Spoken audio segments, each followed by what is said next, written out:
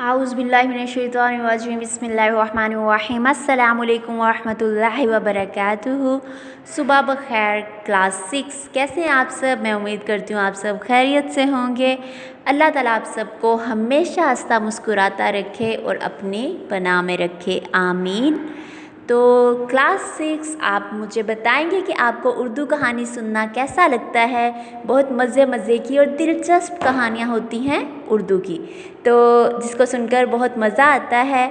और आज हम ऐसी कहानी पढ़ेंगे जो समझे कि हमारे घरों की कहानी है। जैसा कि सब भाई आपस में लड़ते रहते हैं, तो स्टूडेंट बुक से आपने सफ़ा नंबर 3 खोलना है और यहाँ पर आज की तारीख़ लगानी है 26 मई 2021 और बुध।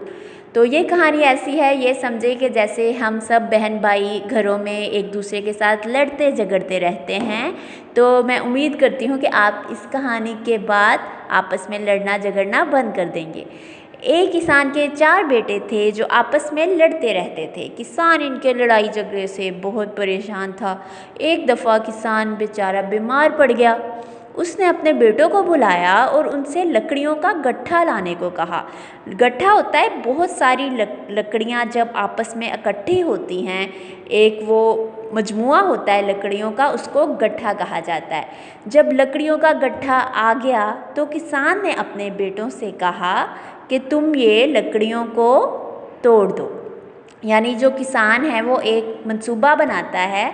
तो सब ने बारी बारी कोशिश की मगर सब नाकाम रहे। बाकी की कहानी हम कल पढ़ेंगे। तो आइए अब इसका एक ड्रामा भी देखते हैं। प्यारे बच्चों, एक दफ़ा का जिक्र है कि एक किसान के 3 बेटे थे। वो तीनों हर वक्त आपस में लड़ते झगड़ते रहते थे। किसान हमेशा उनको नसीहत करता कि आपस में लड़ना झगड़ना अच्छी बात नहीं है, लेकिन वो उसकी एक ना सुनते। किसान इस बात से बहुत परेशान रहा करता था। एक दिन वो बहुत सख्त बीमार पड़ गया। उसने अपने तीनों बेटों को अपने पास बुलाया। जब वो तीनों उसके पास पहुंच गए तो उसने उन्हें कुछ लकड़ियां लाने को कहा। जब वो लकड़ियां ले आए तो किसान ने उन्हें कहा कि अब इन लकड़ियों को इकट्ठा करके बांध दो। बेटों ने उसकी बात पर अमल किया और लकड़ियों का गट्ठा बना दिया। अब किसान ने अपने बड़े बेटे से कहा कि इस गट्ठे को तोड़ो। उसने गट्ठे को तोड़ने की बहुत कोशिश की, लेकिन कामयाब ना हो सका। बड़े बेटे की नाकामी पर किसान ने अपने दूसरे बेटे को गट्ठा तोड़ने के लिए कहा। उसने भी बहुत कोशिश की लेकिन नाकाम रहा।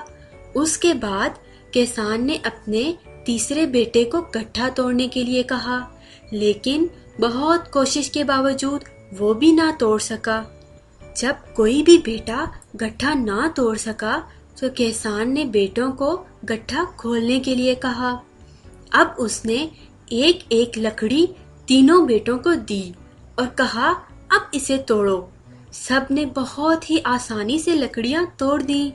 ये देखकर किसान ने अपने बेटों को नसीहत की कि तुमने देखा, जब तक लकड़ियां इकट्ठी गट्ठे की सूरत में रहीं, तुम में से कोई भी इन्हें ना तोड़ सका, लेकिन जैसे ही वो इलादा हुई तुमने इन्हें आसानी से तोड़ दिया।